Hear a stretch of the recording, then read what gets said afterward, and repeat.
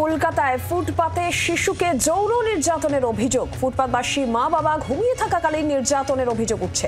মা ও শিশুকে নিয়ে যাওয়া হয় আরজিকর হাসপাতালে। ডাক্তারি পরীক্ষায় যৌন নির্যাতনের প্রমাণ মিলেছে বলেই সূত্রের যে খবর পাওয়া যাচ্ছে।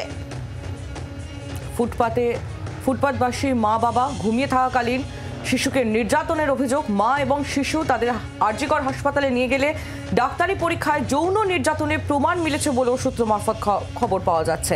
কলকাতায় ফুটপাতে শিশুকে যৌন নির্যাতনের অভিযোগ।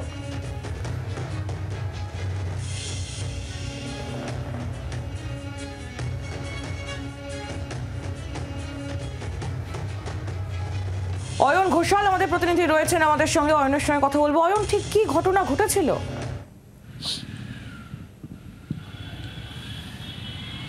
দেখো, এখনো পর্যন্ত যে অভিযোগ দায়ের হয়েছে সে অভিযোগ কিন্তু রীতিমতো শিহরণ জাগানোর মতো। 7 মাসের ফুটফুটে কন্যা সন্তান, সেই কন্যা সন্তানের ওপর কোনো একজন ব্যক্তি যৌন নিপীড়ন করেছেন। ফুটপাতবাসিনী মা, তিনি 30 তারিখ রাত্রির 1:45-2টার সময় এই ফুটপাত থেকেই কান্না ভেজা গলায় বটতলা থানার পুলিশের কাছে ফোন করেন এবং পুলিশ ঘটনাস্থলে যায়।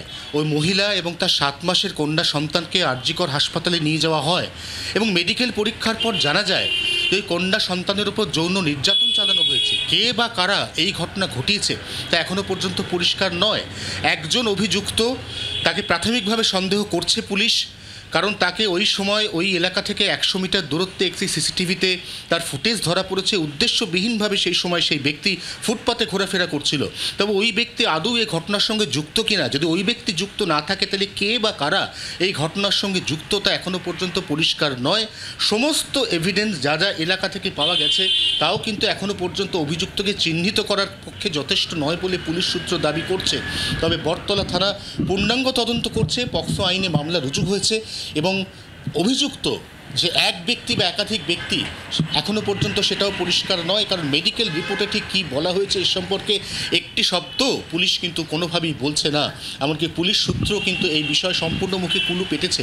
অতএব এক বা একাধিক যতজনই অভিযুক্ত থাকুক তাদের খোঁজে এই মুহূর্তে পুলিশ তল্লাশি বা তদন্ত শুরু করেছে বলে বটতলা থানা পুলিশ সূত্র থেকে দাবি করা হচ্ছে। অয়ন, ধন্যবাদ। অয়ন ঘোষাল আমাদের প্রতিনিধি ছিলেন আমাদের সঙ্গে। বাংলার আওয়াজ, বাঙালির আবেগ, জি 24 ঘন্টা।